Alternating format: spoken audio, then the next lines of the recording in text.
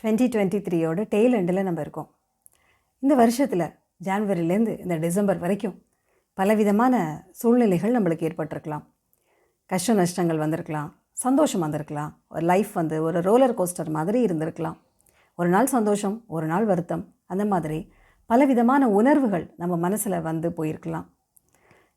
இந்த 2023 பலவிதமான மனிதர்களை நம்ம சந்திச்சிருக்கலாம். விதவிதமான சூழ்நிலைகளை நம்ம அனுபவிச்சிருக்கலாம். எந்த மாதிரி இருந்தாலும் நல்ல விஷயங்களுக்கு நம்ம நன்றி சொல்லலாம். மற்ற விஷயங்களுக்கு நம்ம அதை அனுபவமாக எடுத்துக்கிட்டு நம்முடைய வாழ்க்கையை பல விதங்களில் முன்னேற்றுறதுக்கு அந்த அனுபவத்தை நம்ம பயன்படுத்தலாம். நம்முடைய வாழ்க்கையில் பல மனிதர்களுக்கு நம்ம இந்த வருஷத்தில் நம்ம நன்றி சொல்லலாம். நம்முடைய ஃபேமிலியில் இருக்கவங்க, நம்ம ஃப்ரெண்ட்ஸ், கூட வேலை பார்க்குறவங்க, இன்னும் பல மனிதர்கள் நம்மளுக்கு டே டு டே ஹெல்ப் பண்ணுறாங்க இல்லையா? அவங்களுக்கு எல்லாருக்குமே இந்த வருஷம் நம்ம நன்றி சொல்லலாம். அவங்களால தான் இந்த வருஷம் சக்ஸஸ்ஃபுல்லாக முடியுது இல்லையா? அதனால் அனைவருக்கும் நம்ம நன்றி சொல்லலாம். எவ்வளோ தூரம் நம்ம நன்றி சொல்கிறோமோ அந்த அளவுக்கு நம்ம மனசில் நிறைவு அப்படிங்கிறது வரும். மென்டல் சாட்டிஸ்ஃபேக்ஷன் அது வரும். அப்படி வந்தால் ஆட்டோமேட்டிக்காக நம்மளுக்கு சந்தோஷம் அப்படிங்கிறதும் கூடயே வந்துடும். சந்தோஷமும் நிறைவும் எப்போதுமே மனசில் இருந்துச்சு அப்படின்னு சொன்னால் நம்முடைய வாழ்க்கையை நம்மளால் பல மடங்கு முன்னேற்றி கொள்ள முடியும்.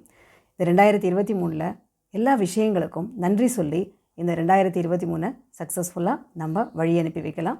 அதன் மூலமாக 2024க்கு மன நிறைவோடையும் சந்தோஷத்தோடையும் நம்ம வரவேற்கிறதுக்கு தயாராகலாம். 2023 நம்ம கற்றுக்கிட்ட பல விஷயங்களை நம்ம இந்த 2024 பயன்படுத்தலாம்.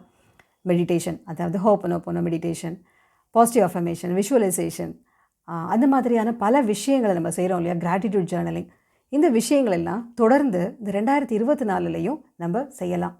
அதன் மூலமாக நம்ம எதிர்பார்க்குற அனைத்து நல்ல விஷயங்களையும் நம்ம வாழ்க்கையில் நம்மளால் கொண்டு வர முடியும்.